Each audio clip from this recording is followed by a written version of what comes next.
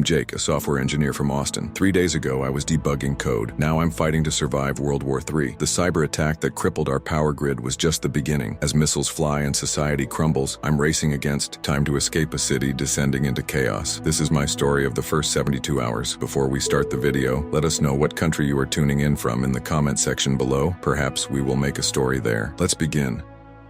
It all started 3 days ago. I remember it like it was yesterday. My name's Jake, and I was a software engineer at a tech startup in downtown Austin. Life was good, you know? I had a nice apartment, a job I loved, and weekends filled with barbecues and live music. But looking back, there were signs. We just didn't want to see them. The news had been talking about rising tensions between countries for months. Cyber attacks were becoming more frequent, targeting banks, power grids, even military installations. But it all seemed so far away. We thought we were untouchable here in the heart of Texas. July 15th, that was the day everything changed. I was at my desk debugging some code for our latest project. It was just past noon, and I remember thinking about grabbing lunch when suddenly my screen went black. At first, I thought it was just my computer acting up, but then I heard confused voices from around the office. Everyone's systems were down. Our CEO came out of her office telling us to stay calm and that IT was working on it. But when we tried to use our phones to check what was happening, we found they weren't working either. No data, no cell service, nothing. We gathered in the conference room trying to piece together what was going on. Someone managed to get an old battery-powered radio working, and that's when we heard it. It wasn't just our office. It wasn't just Austin. The entire country was in a blackout. Power grids across the nation had gone dark simultaneously. The initial shock gave way to a creeping sense of dread. This was no ordinary power outage. As we listened to the patchy radio broadcasts, reports came in of similar blackouts across Europe, Asia, and South America. This was a coordinated global event. Our CEO told us to go home, to be with our families. The streets were chaos. Traffic lights were out, causing gridlock at every intersection. People were abandoning their cars, walking home in the sweltering Texas heat. I lived about 5 miles from the office, and it took me over 2 hours to get back to my apartment. The sun was setting by the time I made it home, casting long shadows across a city that was unnaturally quiet. No hum of air conditioners, no buzz of streetlights coming on, just an eerie silence broken occasionally by distant sirens. I climbed the stairs to my third-floor apartment, my legs aching from the long walk. Inside, it was stiflingly hot. Opened all the windows, hoping for a breeze that never came. As darkness fell, I rummaged through drawers for candles and matches, creating small islands of light in my living room. That first night was the hardest. The uncertainty was suffocating. I kept expecting the lights to flicker back on, for my phone to buzz with messages from friends and family, but there was nothing, just darkness and silence. I couldn't sleep. Every sound from outside made me jump. Was that a scream in the distance? The sound of breaking glass? Or just my imagination, running wild in the dark? As the night wore on, I heard my neighbors in the hallway, voices hushed but urgent. I cracked my door open, listening. They were talking about leaving the city, about how this blackout might last for days or even weeks. I thought they were overreacting. Surely things would be back to normal by morning. But when dawn broke, nothing had changed. The power was still out, my phone was still dead, and the world outside my window looked very different from the Austin I knew. I decided to try going to work, clinging to some semblance of normalcy. But as soon as I stepped outside, I knew that was a mistake. The streets were littered with abandoned cars. Windows of stores had been smashed, their contents looted. People were wandering around looking lost and scared. I saw my neighbor, Mrs. Rodriguez, struggling with grocery bags. She told me she'd waited in line for hours at a store that was selling what little perishable food they had left before it spoiled. The realization hit me like a punch to the gut. This wasn't going to be over quickly. I turned back, heading to my apartment to gather supplies. The grocery store Mrs. Rodriguez had mentioned was a few blocks away, and I knew I needed to stock up while I could. The line stretched around the block, people looking anxious and impatient. Some were arguing, voices raised. I overheard snippets of conversations, wild theories about what had caused the blackout. Some blamed China, others Russia. Some thought no one really knew. Inside the store was even worse. Shelves were nearly bare. People were grabbing whatever they could. I managed to get some canned goods,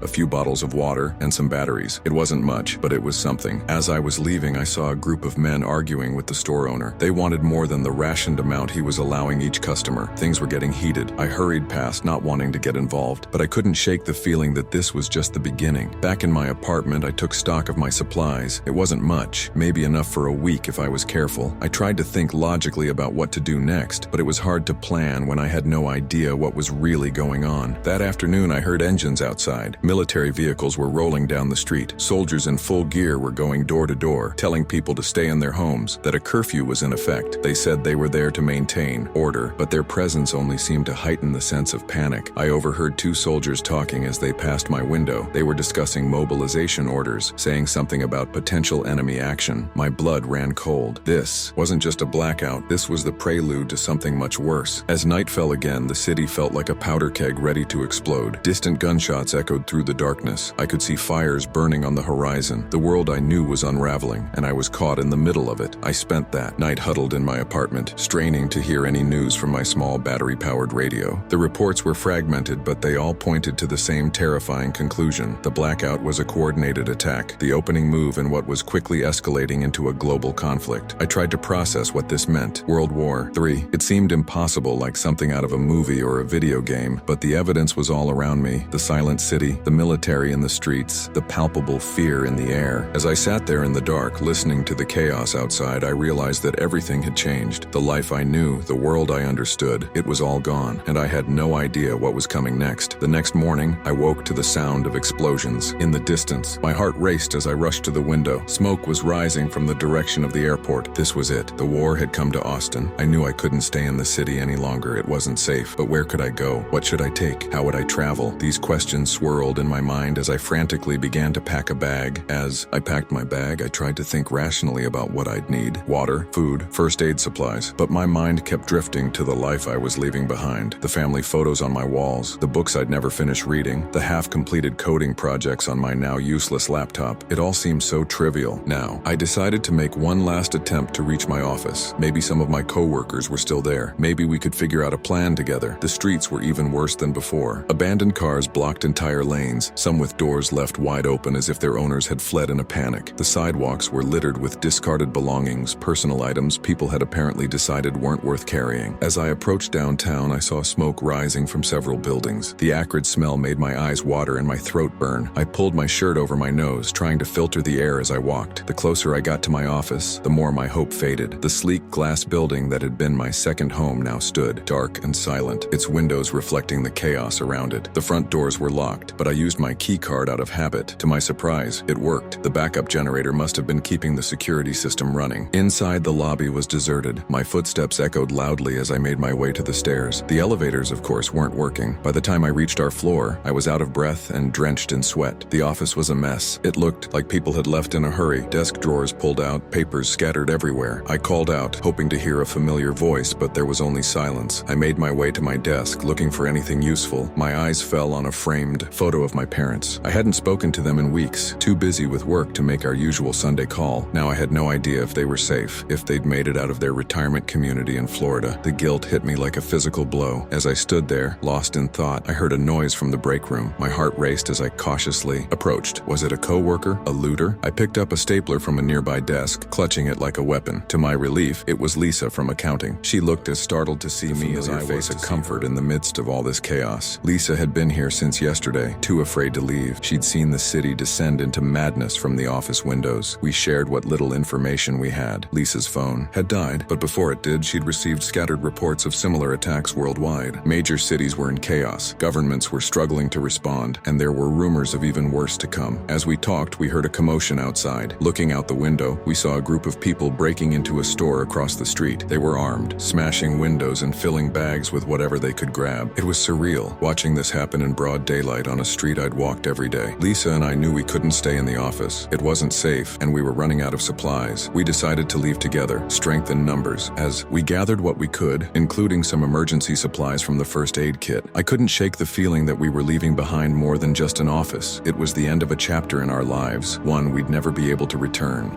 The trek back to my apartment was tense. We stuck to side streets, trying to avoid the larger crowds we could see gathering on main roads. Every unexpected noise made us jump. The city felt like a powder keg, ready to explode at any moment. When we finally reached my building, I invited Lisa to stay. It didn't feel right to leave her alone, and honestly, I was grateful for the company. We spent the evening taking stock of our supplies and trying to come up with a plan. As night fell, the sounds of the city changed. The distant wail of sirens was replaced by sporadic gunfire and the occasional explosion. We huddled by the radio, hoping for news, for instructions, for anything that might help us make sense of what was happening. Around midnight, we picked up a weak signal. It was a military broadcast advising advising all civilians to evacuate the city. They were establishing safe zones outside major urban areas, but they warned that resources were limited. The message was clear: get out while you still can. Lisa and I looked at each other, the gravity of the situation sinking in. We had to leave Austin, but where would we go? How would we travel? The roads were clogged with abandoned vehicles, and we had no idea how far the safe zones were or in what direction. We spent a restless night planning and repacking our bags. Every loud noise from outside made us freeze, wondering if this was the moment when the chaos would reach our door. By dawn, we were exhausted, but determined. We had a rough plan: head north, away from the city, and hope to find one of the safe zones or at least a community of survivors. As the first light of day filtered through the windows, we did one last check of our supplies: food,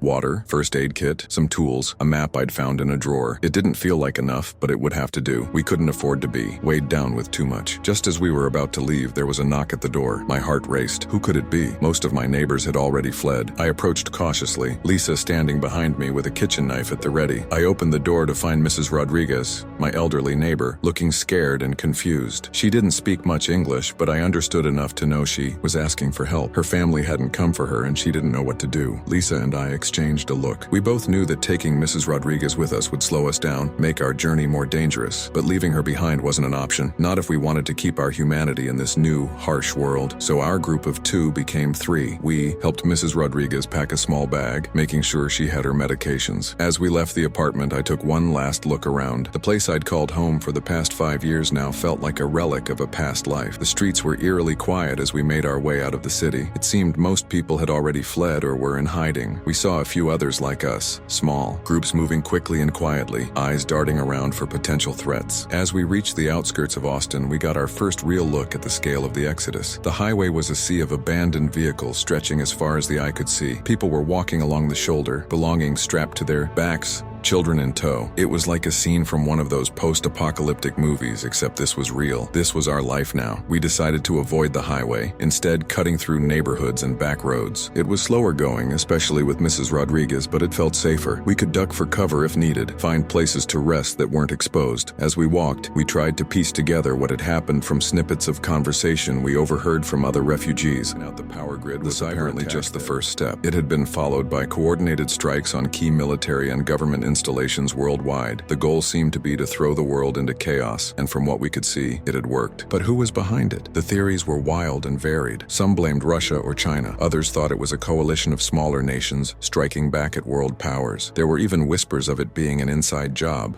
a false flag operation to justify martial law. The truth was, we had no idea, and in that moment, trudging along under the hot Texas sun, it didn't really matter. Our world had been turned upside down, and all we could do was keep moving, keep surviving. As the day wore on, the reality of our situation began to sink in. The comfortable lives we'd known were gone. We were refugees in our own country, walking towards an uncertain future. The weight of it all was almost too much to bear, but we kept going, one step at a time. We had to believe that there was something better ahead, that all this suffering and chaos had a purpose. It was the only way, to keep putting one foot in front of the other. As the sun began to set, we started looking for a place to spend the night. We needed somewhere defensible, out of sight from the road. Eventually, we found an abandoned barn set back from a field. It wasn't ideal, but it would have to do. We set up a makeshift camp using some old horse blankets we found to create beds. Mrs. Rodriguez was exhausted, and we encouraged her to rest while Lisa and I discussed our plans in hushed tones. We had covered maybe 10 miles that day, a pitiful distance considering how far we might need to go to reach safety. At this rate, our supplies wouldn't last long. We needed to find a way to move faster, to carry more. As night fell, the reality of our new world became even more apparent. The sky was darker than I'd ever seen it. No light pollution to dim the stars. It was beautiful in a way, but also terrifying. In that darkness, anything could be hiding. We took turns keeping watch through the night, jumping at every sound. Was that just the wind or someone approaching? Was that distant rumble thunder or something worse? As I sat there, straining my eyes against the darkness, I couldn't help but think about how quickly everything had changed. Just days ago, my biggest worry had been a software bug I couldn't solve. Now I was hiding in a barn, trying to protect an elderly woman and a co-worker I barely knew from threats I couldn't even name. I thought about my parents again, wondering if they were safe, if they were as scared and lost as I was. I promised myself that if I made it through this, I'd never take them for granted again. I'd never take anything for granted again. As the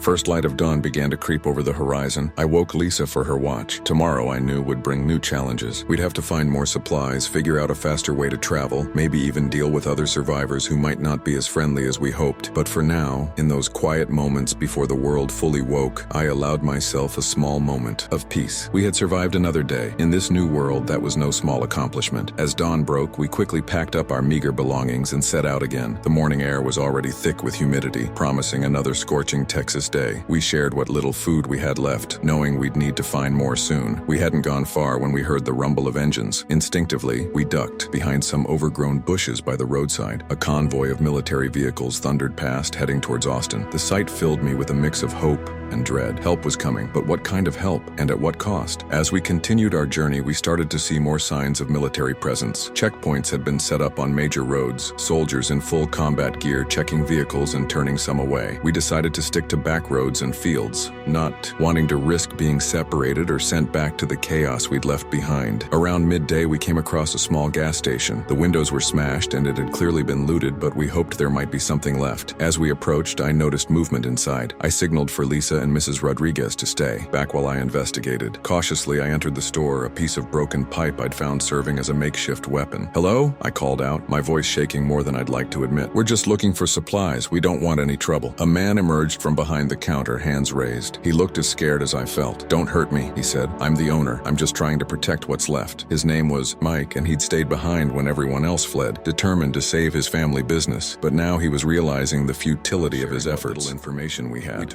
Mike had a battery-powered radio and had been listening to military broadcasts. "They're saying it's not just a blackout," Mike told us, his voice low. "It was an attack. EMPs took out the power grid and most electronics. They're saying it was just the first wave, that whoever did this is gearing up for a full-scale invasion." The news hit us like a physical blow. An invasion? It seemed impossible, like something out of a movie. But then again, a week ago, I would have said the same about the situation we were in now. Mike decided to join our group. He had a truck that still ran an older model that had survived the EMP and offered to drive us as far as the fuel would take us. It was a risky move, making us more visible, but the prospect of covering more ground was too tempting to pass up. As we drove, Mike filled us in on more of what he'd heard. The attacks had been global, targeting not just the US, but every major world power simultaneously. The theory was that it was a coalition of smaller nations, tired of being pushed around by superpowers. But there were other rumors, too darker ones, about secret societies and shadow governments. We drove for hours, skirting around military checkpoints and abandoned vehicles. The countryside seemed eerily empty, with only the occasional group of survivors visible in the distance. Everyone seemed to be heading away from the cities, towards some unknown safe haven. As evening approached, we started looking for a place to stop for the night. That's when we saw the smoke on the horizon. At first, I thought it might be a forest fire, but as we got closer, we realized it was coming from a small town. We debated whether to investigate or keep driving. On one hand, there might be people who needed help. On the other, whatever had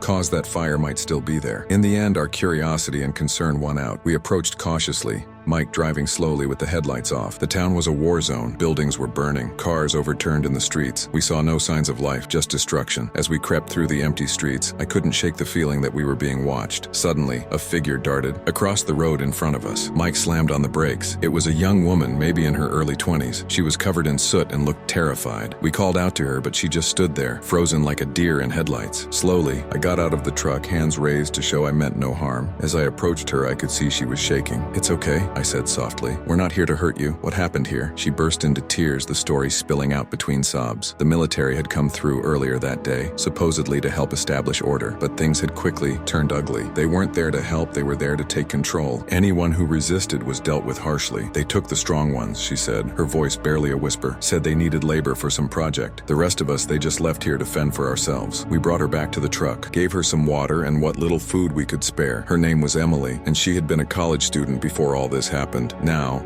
like the rest of us, she was just trying to survive. As night fell, we decided to make camp on the outskirts of town. It wasn't safe to keep driving in the dark, and we all needed rest. We took turns keeping watch, two on edge to sleep deeply. During my watch, I heard Mike's radio crackle to life. A voice came through, distorted but understandable. It was a military broadcast, but not like the others we'd heard. This one seemed to be meant for soldiers, not civilians. "Operation Lockdown is in effect," the voice said. "All major urban centers are to be secured by by 0600, resistors are to be detained or neutralized. Phase 2 begins at dawn. My blood ran cold. Whatever was happening, it was clear that the military wasn't just here to help. They were taking control, and it sounded like things were about to get much worse. I woke the others, sharing what I'd heard. We all agreed we needed to get moving, to put as much distance between us and any urban areas as possible before dawn. As we packed up, I couldn't help but feel a sense of dread. We were running, but to where, and for how long? We drove through the night, taking turns at the wheel. The roads were mostly empty, but every now and then we'd see other vehicles, their headlights off, moving furtively in the darkness. Were they running like us, or were they part of whatever was coming? As the sky began to lighten, we started seeing more military vehicles, tanks, troop transports, even what looked like mobile missile launchers. They were all heading towards the cities we'd left behind. Whatever Phase 2 was,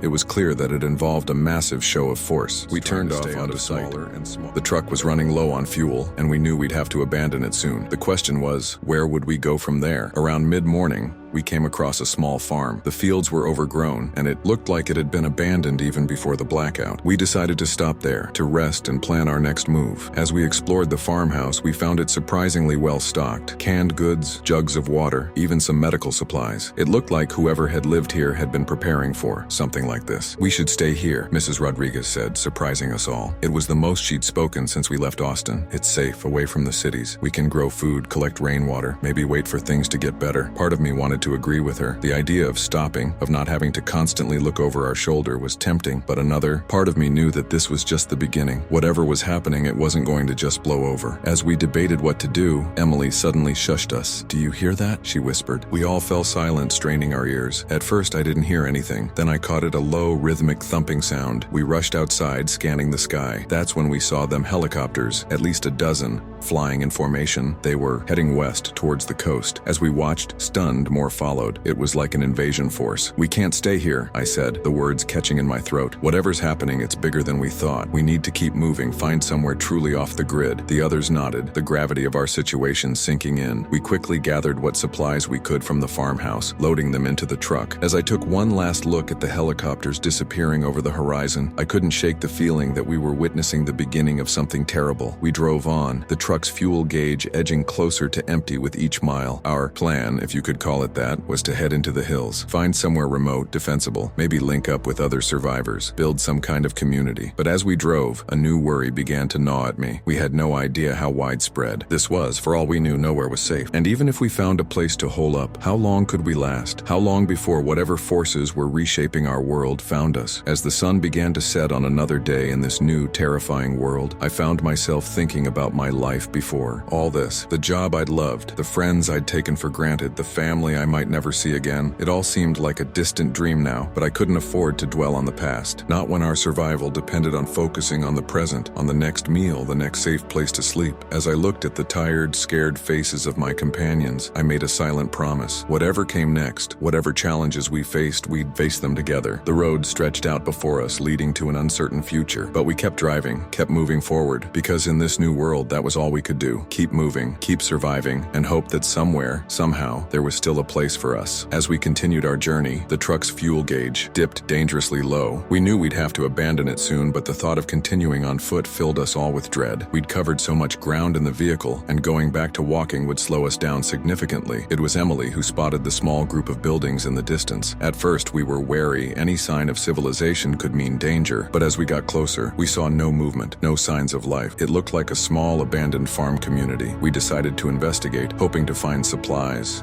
and maybe a safe place to rest for a while. As we approached, the eerie silence was broken only by the crunch of gravel under our tires. The buildings were weathered but intact, a few houses, a barn, and what looked like a small general store. Mike parked the truck behind one of the houses, out of sight from the road. We split up to search the buildings, agreeing to meet back at the truck in an hour. Mrs. Rodriguez stayed with the vehicle, too exhausted to join the search. I paired up with Lisa to check out the general store. The door was locked, but a window at the back had been broken. We climbed through carefully, mindful of the shards of glass. Inside, the store was a mess. Shelves had been knocked over, and it was clear someone had looted the place already, but looters often miss things in their haste, so we started a thorough search. In the back room, we hit the jackpot. A trapdoor hidden under an old rug led to a small cellar. It was packed with canned goods, jugs of water, and even some medical supplies. Someone had been preparing for a disaster, and now their foresight was our salvation. Supplies, we heard a shout from outside. It was Mike, calling us to come quickly. My heart raced as Lisa and I rushed out of the store. Had someone found us? Were we in danger? We found Mike standing in front of an old shed, his face pale. "You need to see this," he said, his voice shaking. Inside the shed, we found a ham radio setup. It was old, but it looked operational. More importantly, it was the kind of equipment that might have survived the EMP that took out most electronics. With trembling hands, Mike turned it on. At first, there was only static, but as he adjusted the dials, we started picking up snippets of transmissions. Most were in code or languages we didn't understand, but then we heard something that made my blood run cold. "Phase 2 is complete,"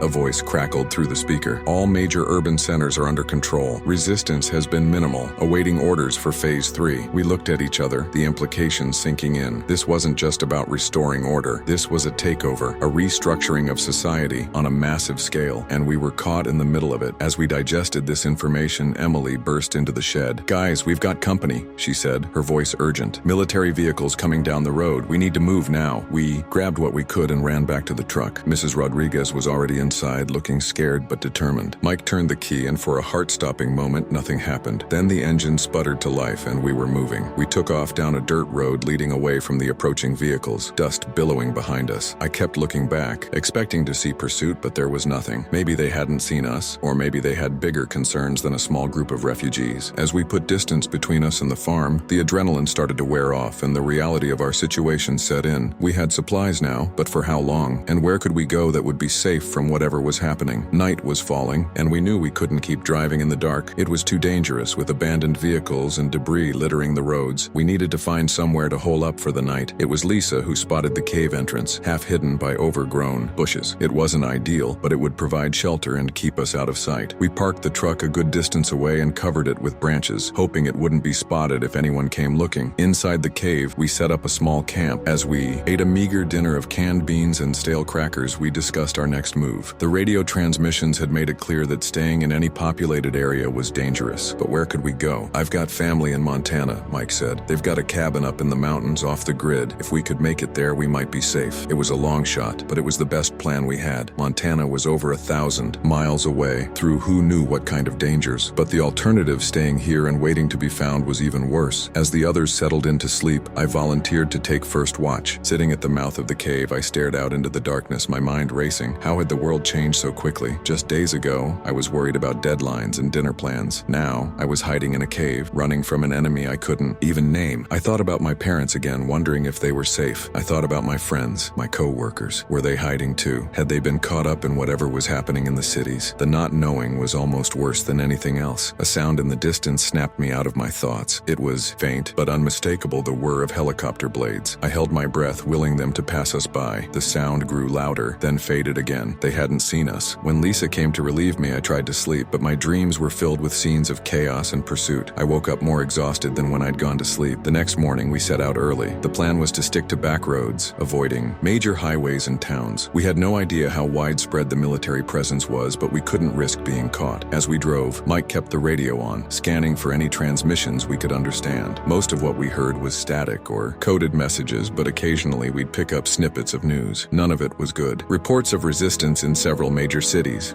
one transmission said. "Martial law has been declared nationwide. All citizens are ordered to report to designated processing centers." Processing centers. The word sent a chill down my spine. What did that mean? What were they doing to people in these centers? We drove for hours, the landscape changing from the flat plains of Texas to the more rugged terrain of Oklahoma. We saw other vehicles on the road, but everyone seemed to be avoiding point in the distance. We held our breath as we took a detour through a field, praying they wouldn't spot us. As the sun began to set, we knew we needed to find somewhere to stop for the night. That's when we saw the smoke rising in the distance. At first we thought it might be a wildfire, but as we got closer we realized it was coming from a small town. We debated whether to investigate. On one hand, there might be people who needed help. On the other, it could be dangerous. In the end, our curiosity and concern won out. The town was a war zone. Buildings were burning, cars overturned in the streets. We saw no signs of life, just destruction. As we crept through the empty streets, I couldn't shake the feeling that we were being watched. Suddenly, a figure darted out in in front of our truck. Mike slammed on the brakes. It was a young man, barely more than a teenager. He was covered in soot and looked terrified. Against my better judgment, I got out of the truck to talk to him. His name was Alex, and he told us a story that chilled us to the bone. The military had come to their town, just like they had in other places. But here, people had resisted. They didn't want to go to the processing centers, didn't want to submit to whatever new order was being imposed. The response had been brutal. Anyone who resisted was dealt with harshly. The town had been made an example of, a warning to others who might think of defying the new authorities. We offered to take Alex with us, but he refused. His family was still here, he said. He had to find them. As we drove away, I watched him in the rearview mirror, a lone figure standing amidst the ruins of his town. That night, as we camped in another abandoned barn, none of us could sleep. The reality of what we were facing was sinking in. This wasn't just about surviving until things got back to normal. There might not be a normal to go back to. As I lay there staring at the ceiling, I thought about everything we'd seen and heard. The military takeover, the processing centers, the brutal suppression of resistance. It all pointed to one terrifying conclusion. This was a coordinated effort to reshape society, to impose a new order on a global scale. But who was behind it? And what was their endgame? These were questions we couldn't answer, but I had a feeling we'd find out soon enough, whether we wanted to or not. As dawn broke, we set out again. The truck was running on fumes now, and we knew we'd have to abandon it soon. The thought filled me with dread. Without it, our journey would be so much slower, so much more dangerous. But we had no choice. We had to keep moving, keep pushing forward, because staying still, giving up, that wasn't an option. Not in this new world. As we drove, I found myself thinking about the future, not the immediate future of where we'd sleep that night or where we'd find our next meal, but the long-term future. If we survived this, what kind of world would we be living in? And more importantly, what kind of people would we become in order to survive in it? These were heavy questions, with no easy answers. But as I looked at the determined faces of my companions, I felt a glimmer of hope. Whatever came next, we'd face it together. And maybe, just maybe, we'd find a way not just to survive, but to build something new, something better. The road stretched out before us, leading to an uncertain future. But we kept driving, kept moving forward, because in this new world, that was all we could do. Keep moving, keep surviving, and hold on to hope, even in the darkest of times.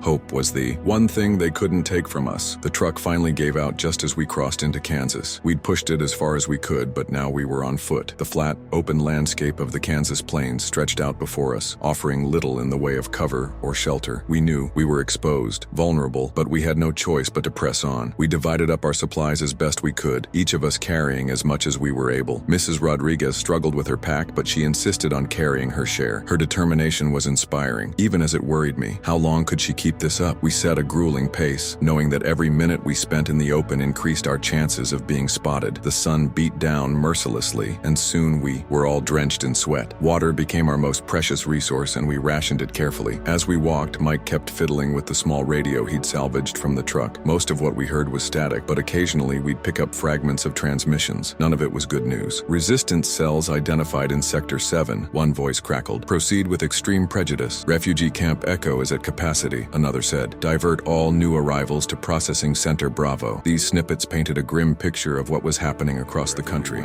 Danger was waiting. As the day wore on, we started seeing more signs of the conflict we were trying to escape. Abandoned vehicles littered the roadside, some with doors left open as if their occupants had fled in a hurry. We passed through small towns that were eerily empty, shops looted and houses dark. In one such town, we decided to risk searching for supplies. We split up to cover more ground, agreeing to meet back at the town square in an hour. Lisa and I took the residential area, hoping to find food or water in abandoned homes. The first few houses we checked had already been picked clean, but in the fourth house we hit the jackpot. The family that had lived there must have been preppers, because we found a basement full of canned goods, bottled water, and even some medical supplies. As we were loading our backpacks, we heard a noise upstairs. Lisa and I froze, looking at each other in panic. We'd thought the house was empty. Slowly, carefully, we crept up the stairs, my heart pounding so loud I was sure it would give us away. In the kitchen, we found the source of the noise. A young girl, no more than 10 years old, was huddled in a corner, a baseball bat clutched in her trembling hands. She looked terrified, but also determined to defend herself. "It's okay," I said softly, holding up my hands to show I meant no harm. "We're not here to hurt you. Are you alone?" The girl nodded, her eyes darting between Lisa and me. "My parents went to find help," she said. "They told me to hide until they came back, but that was days ago." My heart sank. The chances of her parents returning were slim, and we all knew it. We couldn't leave her here alone, but taking her with us would slow us down and put her in danger. Before we could decide what to do, we heard shouts from outside. Looking out the window, I saw military vehicles rolling into town. They were going house to house, rounding up anyone they found. "We have to go," Lisa said urgently. Now, I looked at the girl, then back at Lisa. We both knew what we had to do. "Come with us," I told the girl. "We'll keep you safe." She hesitated for a moment, then nodded, grabbing a backpack that was clearly prepared for just this situation. Smart kid, I thought. She'd need that resourcefulness in the days to come. We slipped out the back door just as soldiers were approaching the front of the house. Moving as quietly as we could, we made our way to the rendezvous point, praying the others had seen the incoming troops and hidden. To our relief, we found Mike, Emily, and Mrs. Rodriguez hiding in an abandoned store. They looked worried sick, but their faces lit up when they saw us. Their expressions turned to surprise when they saw the girl with us, but no one questioned our decision. We were all in this together now. We waited until nightfall to leave the town, using the darkness as cover. The girl, whose name was Zoe, proved to be tougher than she looked. She kept up with us without complaint, her small hand clutching mine as we walked. As we put distance between us and the town, I couldn't help but wonder about Zoe's parents. Had they been caught in the military roundup? Were they in one of those processing centers we'd heard about? Or had something worse happened to them? These thoughts were interrupted by a new sound, one that filled us all with dread. Helicopters, and they were getting closer. "Get down," Mike hissed, and we all dropped to the ground, pressing ourselves as flat as we could in the tall grass of a field. The helicopters passed overhead, searchlights sweeping the ground. For a heart-stopping moment, I was sure they'd spot us. But then they moved on, the sound of their rotors fading into the distance. We stayed put for a while after that, too shaken to move. When we finally did get up, we were covered in mud and shaking from more than just the cold. "We need to find better cover," Emily said, voicing what we were all thinking. "We're too exposed out here." She was right, of course, but where could we go? Every town we'd seen had either been abandoned or occupied by military forces, and we couldn't risk another close call like we'd just had. It was Zoe who provided the answer. "My uncle has a cabin," she said. "It's in the woods a few miles from here. No one knows about it but our family." It was a risk trusting the word of a child we'd just met, but it was the best option we had. So we set off in the direction Zoe indicated, hoping her memory was accurate. The journey was slow and tense. Every sound made us jump, every distant light made us duck for cover. But finally, after what felt like hours, we saw a small rustic cabin nestled in a clearing. As we approached, I held my breath, half expecting to see signs that it was occupied or had been discovered by others, but it looked untouched, a hidden oasis in this chaotic world. Inside, we found basic supplies, a wood stove, some canned food, jugs of water. More security than we'd had in days. For the first time since this all began, I felt like we could breathe, but as we settled in for the night, I knew we couldn't let our guard down. This was just a temporary respite. Sooner or later, we'd have to move on. The world outside was still in turmoil, and we were a long way from safety if such a thing even existed anymore. As I took the first watch, sitting by the cabin's single window, I thought about how much had changed in such a short time. A week ago, I was a software engineer, my biggest worry being a bug in my code. Now I was a fugitive, responsible for the lives of 5 other people. I looked at my sleeping companions, Mrs. Rodriguez, her face lined with exhaustion, but still determined. Lisa and Emily, who'd shown strength I never would have expected. Mike, whose knowledge had saved us more than once. And Zoe, thrust into an adult world but handling it with remarkable resilience. We were an unlikely group, thrown together by circumstance, but in this new world, we were family, and I knew that whatever came next, we'd face it together. As the night wore on, I kept vigil, watching for any sign of danger, but my mind was racing, trying to piece together everything we'd seen and heard. The coordinated attacks, the military takeover, the processing centers, all of it pointed to something bigger than just a war or a coup. This was a reshaping of society on a global scale, but to what end? And more importantly, what would it mean for those of us who refused to be processed, who chose to remain free? These were questions I couldn't answer, but I had a feeling we'd find out soon enough. For now, our priority had to be survival. One day at a time, 1 mile at a time, we'd keep moving, keep fighting. As dawn broke, painting the sky in hues of pink and gold, I woke the others. We had a long journey ahead of us, and we needed to get moving before the day got too hot. As we packed up our meager supplies and prepared to leave our temporary sanctuary, I looked at each of my companions. Despite the danger, despite the uncertainty, I saw determination in their eyes. We were survivors, and we would keep surviving, no matter what this new world threw at us. The path ahead was unclear, fraught with danger and unknowns, but we'd face it together one step at a time, because in this new world, that was all we could do. Keep moving, keep hoping, and never, ever give up. We left the cabin at first light, our spirits somewhat lifted by the brief respite, but still wary of what lay ahead. The woods provided some cover, but we knew we couldn't stay hidden forever. Our goal was to keep moving north, towards Mike's family cabin in Montana. It was a long shot, but it was the only plan we had. As we walked, Zoe stuck close to my side. She'd barely spoken since we left her home, and I worried about the trauma she must be experiencing. "You're doing great," I told her softly. She gave me a small smile in return, her first since we'd met. met. We'd been walking for a few hours when Mike suddenly held up his hand, signaling us to stop. At first, I didn't hear anything, but then it hit me, a low rumble in the distance, growing louder. Vehicles, and a lot of them. We scrambled off the road, hiding in a dense thicket of bushes. Through the leaves, we watched as a convoy of military trucks rolled past. They were packed with people, civilians by the look of them. Prisoners? Or were they being evacuated? As the last truck passed, I noticed something that made my blood run cold. On the side of each vehicle was a symbol I didn't recognize, a red triangle inside a circle. It wasn't any military insignia I'd ever seen. Once, the convoy was out of sight. We emerged from our hiding spot, shaken but unharmed. What do you think that was about?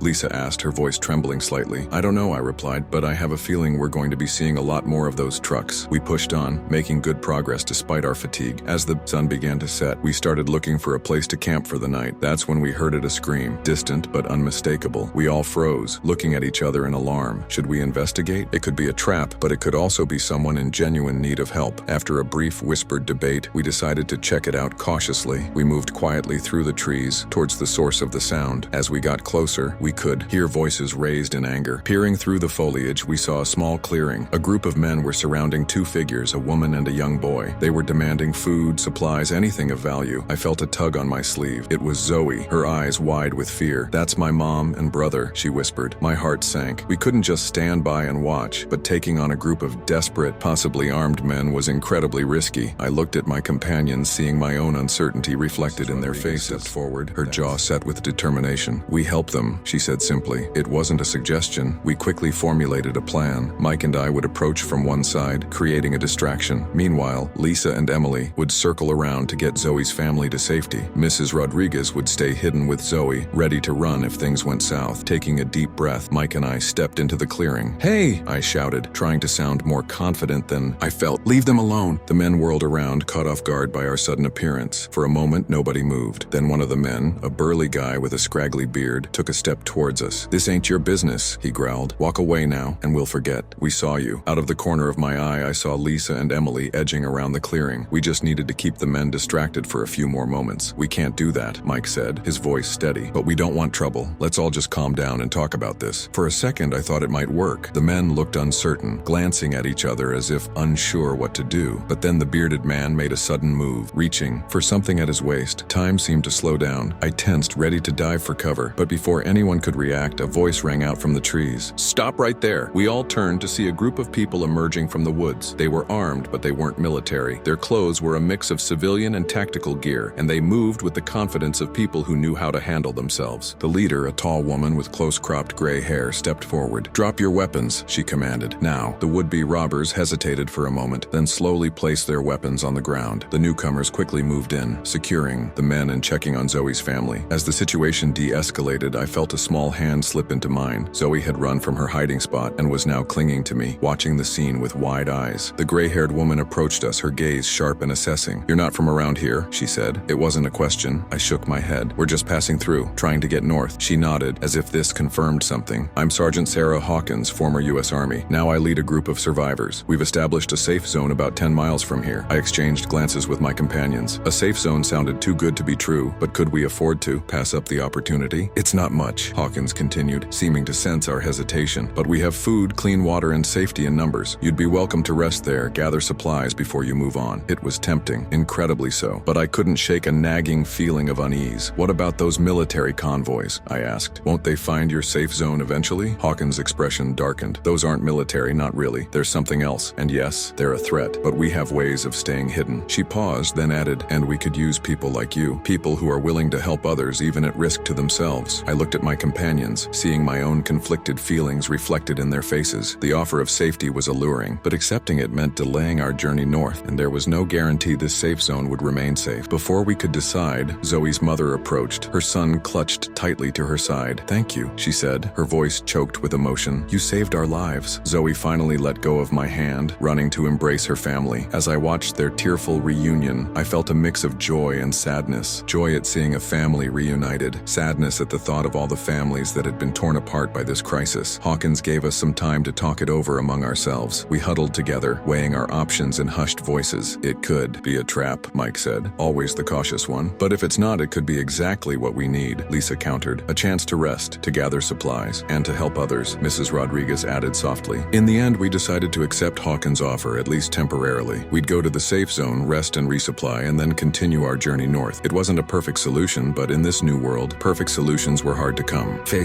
As we prepared to leave with Hawkins and her group, I couldn't shake the feeling that we were at a turning point. Our decision to help Zoe's family had led us to this moment, and now we were about to enter a new phase of our journey. What would we find at this safe zone? Would it truly offer the refuge we so desperately needed, or were we walking into another dangerous situation? As we set off through the darkening woods following Hawkins and her team, I found myself thinking about all the choices that had led us to this fate had brought us here, and I knew that whatever lay ahead, it would be shaped by the choices we made from this moment on. The path before us was uncertain, fraught with danger and unknown challenges. But as I looked at my companions, my unlikely family in this broken world, I felt a glimmer of hope. Whatever came next, we would face it together. And maybe, just maybe, we would find a way not just to survive, but to build something new, something better. As we walked into the gathering darkness, I couldn't help but feel that we were stepping into a new chapter of our story. What that chapter would hold, only time would tell. But one thing was certain: we would keep moving forward, keep fighting, keep hoping, because in this new world, that was all we could do. The journey to Sergeant Hawkins' safe zone was tense and exhausting. We moved under cover of darkness, avoiding main roads and open areas. Every distant sound made us freeze, our hearts pounding as we waited to see if we'd been discovered. As we walked, Hawkins filled us in on what she knew. The situation was even worse than we'd imagined. The attacks hadn't just been on the US. Every major country had been hit simultaneously, their power grids and communication networks crippled. In the chaos that followed, a new force had emerged, one that didn't align with any known government or military. They call themselves the New Order, Hawkins explained in a hushed voice. At first, they claimed to be restoring peace and stability, but it quickly became clear that their idea of order is more like tyranny. I thought about the convoys we'd seen, the symbol on the trucks. What about the processing centers?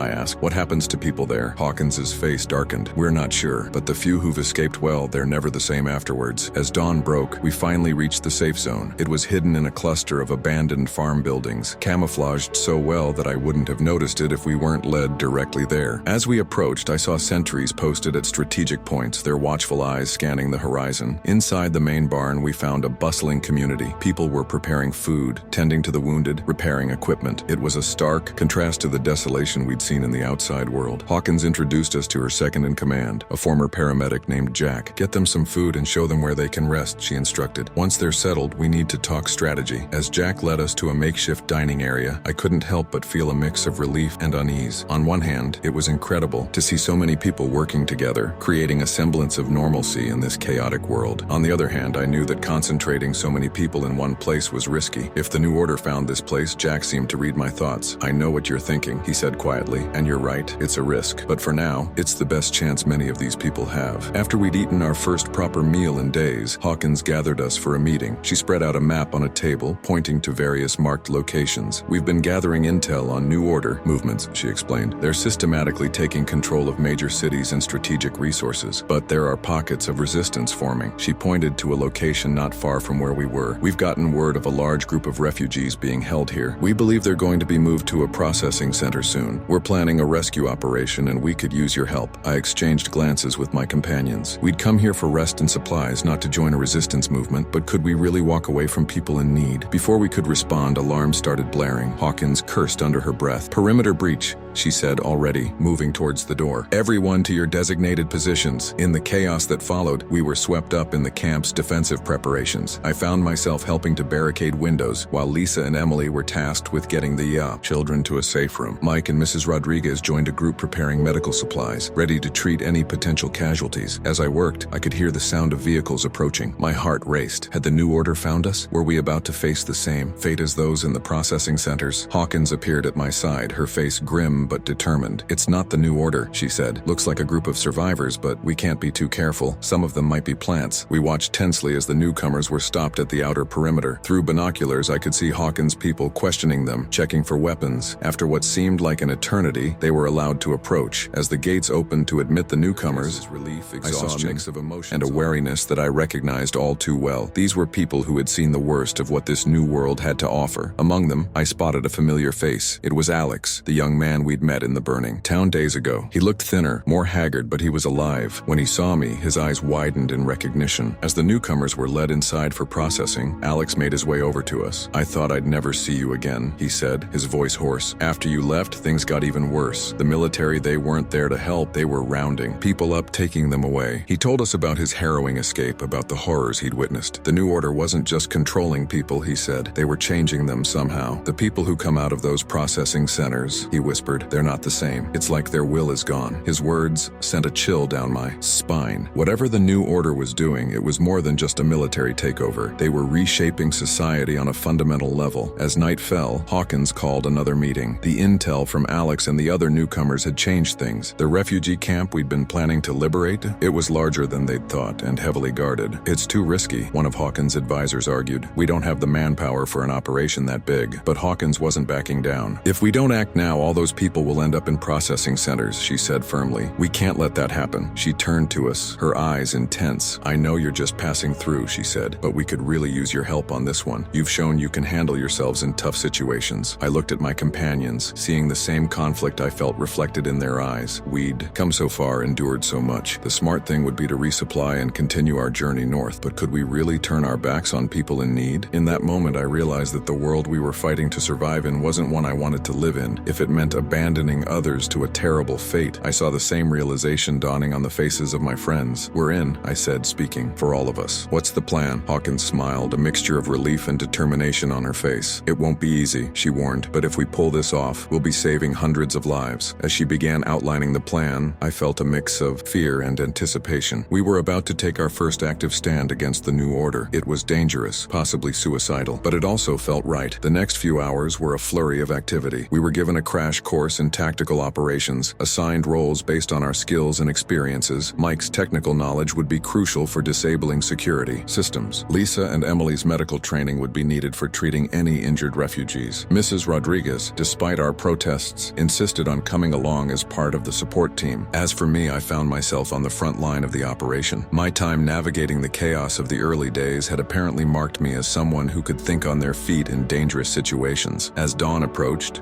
we made our final preparations. The plan was to strike just before sunrise, when the guard change would leave a brief window of vulnerability. We'd go in fast, free as many people as we could, and get out before reinforcements arrived. Standing at the edge of the camp, watching the eastern sky lighten, I felt a profound sense of how much had changed. Just weeks ago, I was a software engineer, my biggest concern being meeting project deadlines. Now I was about to take part in a military-style operation against a powerful, mysterious enemy. I thought about the comfortable life I'd left behind, the family and friends I might never see again. But I also thought about the people we were about to try and save, about the dark future that awaited them if we failed. As Hawkins gave the ER signal to move out, I took a deep breath, steeling myself for what was to come. Whatever happened next, I knew there was no going back. We were no longer just survivors. We were resistance fighters. The pre-dawn light cast long shadows as we moved towards our target. In the distance, I could see the outline of the refugee camp, surrounded by high fences topped with barbed wire. It looked more like a prison than a sanctuary. As we got closer, I could make out the guards patrolling the perimeter. They wore uniforms I didn't recognize, with that same red triangle symbol we'd seen on the trucks. The New Order, in the flesh. Hawkins raised her hand, signaling us to stop. This was it. In a few moments, we'd be launching our attack. I gripped, my weapon tighter, my heart pounding so loud I was sure the guards would hear it. I looked at my companions one last time before the chaos began, despite the fear evident in their eyes. Whatever happened next, we'd face it together. Hawkins' hand dropped. "Go," she whispered, and with that, we surged forward, towards a confrontation that would change everything. The next few minutes were a blur of action and adrenaline. Our team moved swiftly and silently, taking out the perimeter guards before they could raise the alarm. Mike worked his magic on the security systems, disabling cameras and unlocking gates. We were in. Inside the compound, the scale of the operation became clear. Hundreds of people were housed in makeshift shelters, their faces gaunt and fearful. As we moved through the camp, whispers spread like wildfire. Hope, disbelief, and fear mingled in the air. "We're here to get you out," out, I told a group of wide-eyed refugees. But we need to move quickly and quietly. Can you help spread the word? They nodded, scattering to alert others. We had planned for maybe 100 people. There were at least 3 times that many. This was going to complicate things. As we began organizing the evacuation, an alarm blared in the distance. We'd been discovered. Move now, Hawkins shouted, her voice cutting through the rising panic. We shepherded as many people as we could towards the exit, but it was chaos. Children were crying. People were pushing and shoving in their desperation to escape. I saw Lisa and Emily working tirelessly, helping the injured and elderly. Gunfire erupted from the guard towers. Our covering team returned fire, but we were outnumbered and outgunned. We needed more time. That's when I saw Mrs. Rodriguez. She had found a group of children separated from their parents and was leading them to safety, her face set with determination. In that moment, I realized how much I had underestimated her strength. As we neared the exit, a new sound filled the air. Helicopters. The new order was bringing in reinforcements. Our window of escape was rapidly closing. We need to go now, Hawkins yelled over the din, but as I looked back, I saw there were still people trapped inside, pinned down by gunfire. In that moment, I made a decision that would haunt me. Get these people to safety, I told Hawkins. I'm going back for the others. Before she could protest, I was running back into the fray, dodging bullets and ducking for cover. I found a group of about 20 people, including several children, huddled behind a building. Follow me, I shouted, leading them towards a secondary exit we had scouted. As we ran, I saw New Order troops entering the compound. Their uniforms were different from the guards, crisp black, with that red triangle prominently displayed. They moved with a precision that was terrifying to behold. We were almost at the exit when one of the children tripped, crying out in pain. I turned back to help him up and found myself face to face with one of the New Order soldiers. Time seemed to slow down. I could see every detail of the soldier's face, the cold eyes, the set jaw. But what struck me most was the lack of emotion. It was like looking at a machine in human form. I reacted on instinct, tackling the soldier before he could raise his weapon. We grappled on the ground, and I managed to knock him unconscious. But the delay had cost us. More soldiers were closing in. Run! I yelled to the group, providing covering fire as they fled through the exit. I was the last one out, the sound of pursuit close behind. We ran through the woods, the sound of helicopters growing fainter. After what felt like hours, we finally reached the rendezvous point. The relief I felt at seeing Hawkins and the others quickly turned to concern as I realized how few of us had made it. Where are the others? I asked, dreading the answer. Hawkins' face was grim.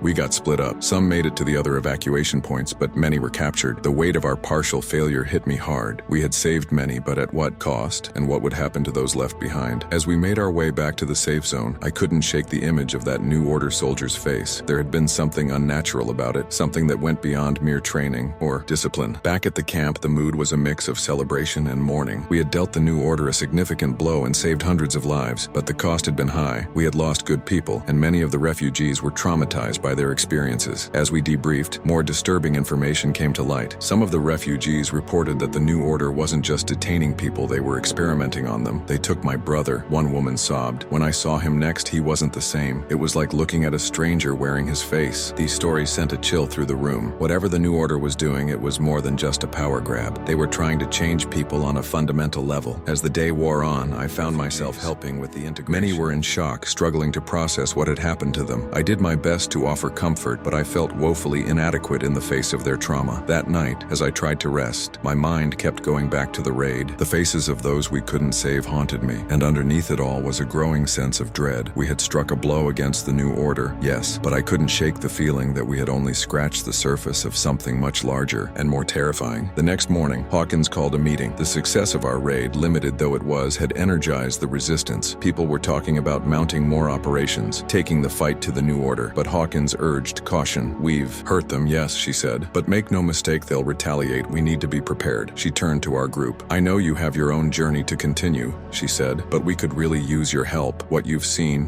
what you've done, it makes you valuable assets. I looked at my companions, seeing the conflict in their eyes that I felt in my own heart. We had come so far, endured so much. The idea of staying, of committing to this fight was daunting, but could we really walk away now? Before we could respond, a commotion outside interrupted us. One of the sentries burst in, his face pale. We've got incoming, he reported. A lot of them. Hawkins was on her feet immediately, barking orders. As we rushed to defend the camp, I caught a glimpse of the approaching force. My heart sank. It wasn't just a retaliation, it was an all-out assault. Dozens of vehicles were approaching, filled with New Order troops. Above them, helicopters circled like vultures. This wasn't a battle we could win, not here, not now. We need to evacuate, I shouted to Hawkins over the growing din. There are too many of them. She nodded grimly, already coordinating the retreat. Get as many people out as you can, she ordered. We have fallback positions prepared. What followed was a nightmare of chaos and desperation. We worked frantically to get people out, all while under increasingly heavy fire. The air was thick with smoke and the sound of gunfire. I found myself helping a group of elderly refugees into a transport truck when a nearby explosion knocked me off my feet. As I struggled to get up, my ears ringing, I saw a sight that chilled me to the bone. Striding through the smoke was a figure unlike any I'd seen before. It was humanoid, but clearly not fully human. Its movements were too fluid, too precise, and its eyes, they glowed with an unnatural light. As I watched, frozen in horror, the figure raised its arm, a weapon unlike anything I'd ever seen unfolded. From its forearm, it took aim at the truck full of refugees. In that moment, time seemed to slow down. I saw the fear in the eyes of the people in the truck, heard their cries of terror, and I knew I had to act. I lunged forward, tackling the figure just as it fired. We hit the ground hard, and I felt a searing pain in my side, but the truck was safe. It peeled away, carrying its precious cargo to safety. As I grappled with the figure, I realized it was far stronger than any human. Its skin felt wrong under my hands, too smooth and cool to the touch. This was no ordinary soldier. This was something else entirely. Just as I thought it would overpower me, a burst of gunfire rang out. The figure jerked, then went still. I looked up to see Hawkins standing there, her weapon still raised. "What the hell is that thing?" I gasped, struggling to my feet. Hawkins' face was grim. "I don't know," she said, "but I have a feeling we're going to be seeing more of them." We had no time to investigate further. The camp was lost. We needed to retreat. As we fled into the woods, I couldn't shake the image of that inhuman soldier. The new order wasn't just trying to control people, they were creating something new, something terrifying. Hours later, we regrouped at one of the fallback positions. Our losses had been heavy, but thanks to our preparations, most of the refugees had made it out. As we tended to the wounded and took stock of our supplies, the gravity of our situation began to sink in. We were no longer just survivors or even resistance fighters. We were at war with an enemy that defied our understanding of what was possible. And as I looked at the tired, scared faces around me, I realized that our journey was far from over. In fact, it was only just beginning. The fallback position was a series of abandoned mining tunnels deep in the hills. As we settled in, the reality of our situation began to sink in. We had lost our safe zone, many of our supplies, and too many good people, but we were alive, and we had struck a significant blow against the new order. The question now was, what next? Hawkins called a meeting of the senior members of our group, including my companions and me. We gathered in a dimly lit cavern,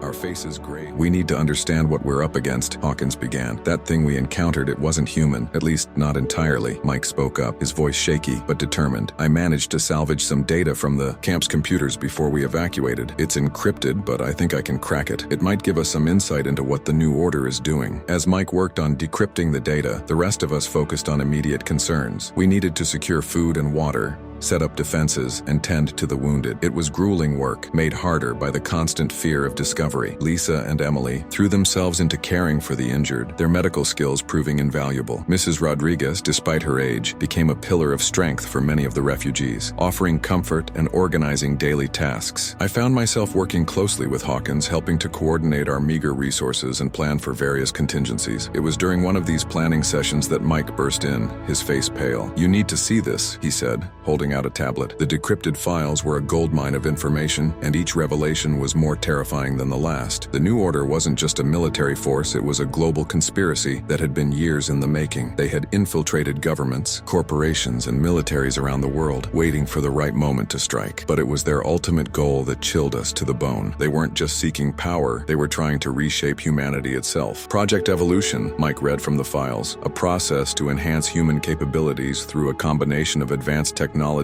and genetic manipulation. The inhuman soldier we had encountered was just the beginning. The new order was creating an army of enhanced beings, loyal only to them, and they were using the people in their processing centers as test subjects. As this information sank in, a grim silence fell over the room. We were no longer just fighting for our freedom. We were fighting for the future of humanity itself. In the days that followed, we worked tirelessly to spread this information to other resistance cells. We needed to unite to form a global network to combat this threat, but communication was difficult and dangerous. The new order controlled most of the remaining functional communication infrastructure, and using it risked exposing our location. It was during this time that I noticed a change in Zoe. The young girl we had rescued seemed to be withdrawing into herself, spending long hours staring at nothing. When I tried to talk to her, she flinched away, her eyes wide with fear. Her mother, Sarah, was at her wit's end. "She won't talk to me," she confided, her voice breaking. "It's like she's afraid of something, but she won't say what." I couldn't shake the feeling that Zoe knew something important, but how could we get her to open up without causing her more trauma? It was Mrs. Rodriguez who finally made a breakthrough. I found her sitting with Zoe one day, teaching her how to knit. To my surprise, Zoe was actually responding, her small hands mimicking Mrs. Rodriguez's movements. She reminds me of my granddaughter, Mrs. Rodriguez said softly when I approached. Sometimes when words are too hard, we need to speak with our hands. Over the next few days, Zoe began to open up more, and what she revealed was disturbing. She had overheard things during her time in the refugee camp, things that the adults had tried to keep from the children. They said they were making people better, Zoe whispered one day, her eyes fixed on her knitting. But the people who came back, they weren't better. They were scary. Her words confirmed our worst fears. The new order wasn't just experimenting on a few individuals. They were planning to upgrade humanity on a massive scale, and they were starting with the most vulnerable, those in their camps and processing centers. As we grappled with this information, a new challenge arose. Our supplies were running low, and we needed to venture out to find more. It was risky, but necessary. We couldn't stay hidden in these tunnels forever. Hawkins organized a small team for a supply run. To my surprise, she asked me to lead it. "You've shown good judgment in crisis situations," she said, "and the people trust you." I was hesitant. After all, I was just a software engineer a few weeks ago, but I knew we didn't have the luxury of self-doubt. I accepted the responsibility, choosing Mike and Emily to accompany me. We set out at dawn, moving carefully through the woods. Our goal was a small town about 10 miles away. Intelligence suggested it had been abandoned early in the crisis and might still have useful supplies. As we approached the town, something felt off. It was too quiet, too still. We proceeded with extreme caution, every sense on high alert. The town seemed deserted. We started noticing things. Fresh tire tracks in the dust. A door left slightly ajar. Someone had been here recently. We were about to call off the mission when we heard a faint cry coming from one of the buildings. Despite the risk, we couldn't ignore it. We approached carefully, weapons ready. Inside, we found a group of survivors, a family of 5 and a few stragglers they had picked up along the way. They were in bad shape, hungry, and terrified. They had been hiding from New Order patrols, afraid to leave but running out of options. As Emily tended to their immediate medical needs, I made a decision. We couldn't leave these people here, but leading them back to our hidden base was risky. In the end, we decided to split up. Mike would lead the survivors back to the tunnels via a roundabout route, while Emily and I continued the supply run. It was a tense few hours as Emily and I scavenged what we could from the abandoned stores and homes. We worked quickly, always listening for the sound of approaching vehicles or the whir of helicopter blades. Just as we were preparing to leave, disaster struck. A New Order patrol entered the town. We were pinned down, hiding in the back of an old hardware store as the patrol methodically searched building after building. As we huddled there, barely daring to breathe, I couldn't help but think of how far we'd come. From fleeing Austin in a panic to now actively resisting this new, terrifying regime. Part of me wondered if we were in over our heads, but then I thought of Zoe, of all the people counting on us, and I knew we had to keep fighting. The patrol was getting closer. We could hear them in the building next door. Emily and I exchanged a look, silently agreeing on our next move. We'd make a break for it out the back, using the alleyways to hopefully lose our pursuers. Just as we were about to move, something unexpected happened. An explosion rocked the far side of town, followed by the sound of gunfire. The patrol quickly mobilized, moving towards the disturbance. We didn't waste our opportunity. Grabbing our supplies, we slipped out of town, using the confusion as cover. It wasn't until we were safely back in the woods that we allowed ourselves to breathe. "What do you think that was?" Emily asked as we hurried back towards our base. I shook my head. "I don't know, but I have a feeling we're not the only ones out here fighting back." When we finally made it back to the tunnels, we were met with a mix of relief and excitement. Mike and the survivors had arrived safely, and the explosion we'd heard turned out to be another resistance cell making their own strike against the New Order. As we shared our experiences and distributed the supplies, I could feel a change in the atmosphere. There was still fear, still uncertainty, but there was also something new, hope. We weren't alone in this fight. All across the country, perhaps all around the world, people were standing up, refusing to submit to the New Order's vision of the future. That night, as I tried to rest, my mind was racing. We had gained valuable intelligence, rescued more survivors, and made contact with other resistance groups, but I knew the New Order wouldn't take these setbacks lightly. They would retaliate, and when they did, it would be with a force unlike anything we'd seen before. As I drifted off to sleep, one thought kept circling in my mind. This was just the beginning. The real battle for the future of humanity was yet to come, and somehow, improbably, we were going to be at the heart of it. I woke the next morning to urgent voices. Hawkins was gathering everyone for an emergency meeting. As I made my way to the central cavern, I could feel the tension in the air. "We've received a transmission," Hawkins announced once everyone was assembled, "from other resistance cells across the country. The New Order is planning something big, some kind of mass processing event in major cities." The implications were clear. Whatever the New Order was doing to people in their processing centers, they were preparing to scale it up dramatically. We had to stop them, but how could our small group group hoped to counter a nationwide operation. As discussions broke out around me, I found myself thinking back to my life before all this. I had been a problem solver then, breaking down complex issues into manageable parts. Maybe that's what we needed to do now. We can't stop all of it, I said, my voice cutting through the noise. But maybe we can disrupt it, slow it down, buy time for others to resist. All eyes turned to me as I outlined a plan. It was audacious, perhaps even foolhardy, but it was the best chance we had. As I finished speaking, a hush fell over the group. Then slowly, people began to nod. It wouldn't be easy, and the risks were enormous, but we all knew what was at stake. Hawkins stepped forward, her face set with determination. "All right," she said, "let's get to work." And with that, we began preparations for our most daring mission yet. The fate of humanity hung in the balance, and we were the unlikely heroes thrust into the center of this epic struggle. Whatever came next, we would face it together. The plan was simple in concept, but incredibly complex in execution. We would infiltrate one of the New Order's main processing centers, disrupt their operations, and broadcast the truth about their Project Evolution to the world. It was a long shot, but it was the best chance we had to turn the tide. Our target was a facility just outside of Kansas City. According to our intelligence, it was one of the largest processing centers in the Midwest, and it was scheduled to begin mass operations in just 3 days. We had to move fast. Preparation was intense. Mike worked tirelessly to modify our communication equipment, ensuring we could break through the New Order's information blockade. Lisa and Emily gathered and prepared medical supplies, knowing we'd likely face injuries. Mrs. Rodriguez, to everyone's surprise, revealed a talent for creating convincing disguises. As for me, I found myself in the unfamiliar role of tactical planner, working with Hawkins to coordinate our approach. The night before we were set to leave, I couldn't sleep. The weight of what we were about to attempt pressed down on me. I wandered through our makeshift base, checking and rechecking our supplies, running through the plan in my head for the 100th time. I found Zoe sitting alone in one of the smaller caverns, her knees pulled up to her chest. She looked up. As I approached, her eyes wide in the dim light. "Are you really going to stop the bad people?" she asked, her voice barely above a whisper. I sat down next to her, choosing my words carefully. "We're going to try," I said. "It won't be easy, but we have to do something." She nodded solemnly. "I'm scared," she admitted, "but I'm glad you're fighting. My dad always said that good people have to stand up to bad people even when it's hard." Her words struck me deeply. In that moment, I realized that we weren't just fighting for ourselves, or even for the present. We were fighting for the future, for kids like Zoe who deserve to grow up in a world free from the New Order's twisted vision. Dawn broke and it was time to move. Our group had grown since we first fled Austin, but for this mission we had to keep our team small and mobile. Hawkins, Mike, Lisa, Emily, and I would make up the core infiltration team. Mrs. Rodriguez would coordinate communications from a safe distance, along with a few other trusted members of our resistance cell. As we prepared to leave, I looked at my companions. We had come so far from the scared, confused survivors we had been just weeks ago. Now, we moved with purpose, our fears tempered by determination. Whatever happened, I knew I could count on these people. The journey to the processing center was tense. We traveled by night, avoiding main roads and populated areas. As we got closer to our target, we began to see more signs of the New Order's presence: military vehicles on patrol, strange antenna arrays dotting the landscape, and an increasing number of checkpoints. We were forced to abandon our vehicle about 10 miles from the facility, continuing on foot to avoid detection. As we crept through the woods, I couldn't shake a feeling of unease. It all seemed too quiet, too easy. Had we underestimated the New Order's defenses? My fears were confirmed as we reached the edge of the forest. The processing center loomed before us, a massive complex surrounded by high walls and watchtowers. But it was what we saw in the fields around the facility that made my blood run cold. Hundreds of people were lined up, being herded towards the entrance by guards. But these weren't ordinary guards. They moved with an unnatural fluidity, their eyes glowing faintly in the pre-dawn light. They were like the enhanced soldier we had encountered before, but there were so many of them. "My God," Lisa whispered beside me. "What have they done?" We watched in horror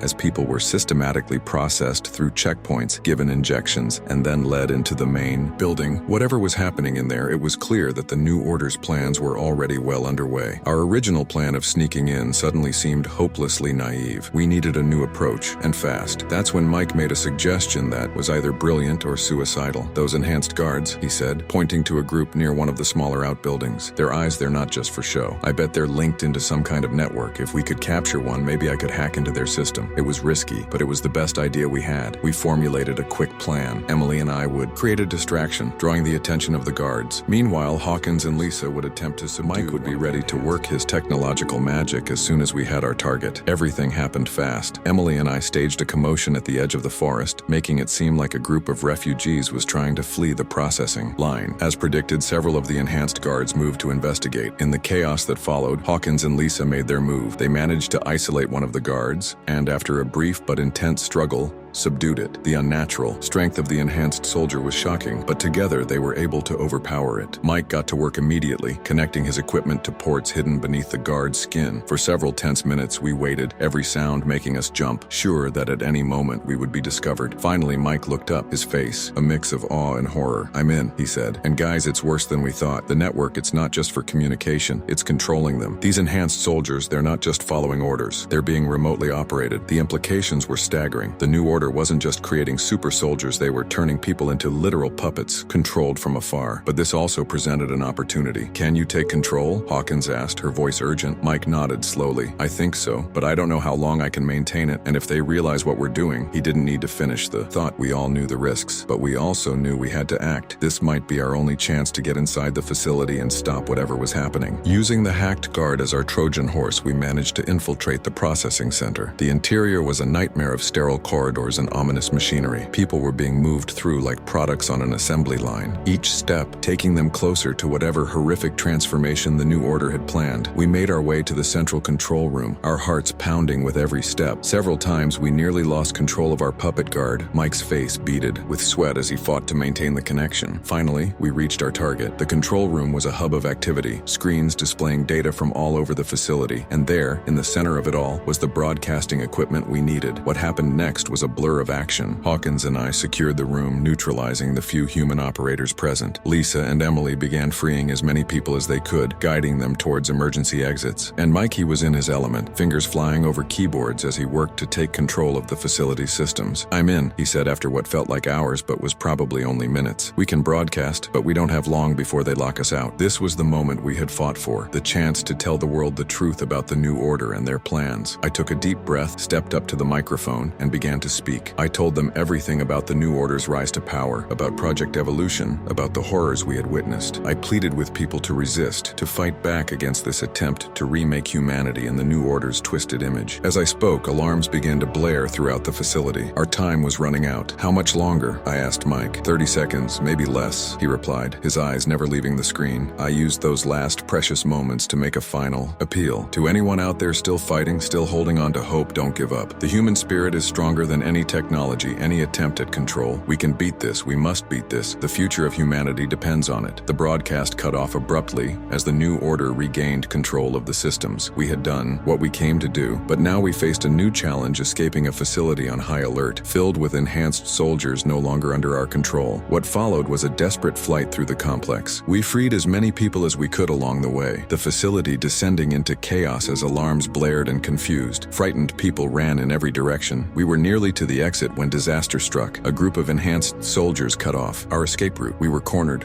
outgunned and out of options. That's when something unexpected happened. Some of the people we had freed, instead of running, stood with us. Armed with whatever makeshift weapons they could find, they faced down the enhanced soldiers. It wasn't a fair fight, not by any means, but their courage gave us the opportunity we needed. In the confusion, we managed to slip past the soldiers and out of the facility. The cool night air hit us like a physical force as we ran, not daring to look back. We didn't stop running until we reached the rendezvous point where Mrs. Rodriguez and the others were waiting with transportation. As we sped away from the process about what we had accomplished. We had struck a blow against the new order, exposed their plans to the world, but I knew this was just the beginning. The new order wouldn't take this setback lightly. They would retaliate, and when they did, it would be with a force unlike anything we'd seen before. As we drove through the night, heading back to the relative safety of our hidden base, I thought about everything that had led us to this point. The chaos of those first days after the blackout, the struggles to survive, the horrors we had witnessed and overcome. We had started this journey as ordinary people thrust into extraordinary circumstances. Now, we were something else. Freedom. Fighters, resistance leaders, the last line of defense against a threat to humanity itself. I looked at my companions, these people who had become more than friends, more than family. We were battered, exhausted, but there was a fire in their eyes that told me they were ready for whatever came next. As the first light of dawn broke, on the horizon I allowed myself a moment of hope. We had won this battle. The road ahead would be long and difficult, but for the first time since this all began, I truly believed we had a chance to win the war. The world had changed, and so had we. Whatever the future held, we would face it together, not just as survivors, but as the architects of a new world, a world where freedom and humanity would triumph over control and oppression. Our journey was far from over. In many ways, it was just beginning. But as we drove towards an uncertain future, I knew one thing for certain: we were ready for whatever challenges lay ahead. The fight for humanity's future was on, and we were right at the heart of it.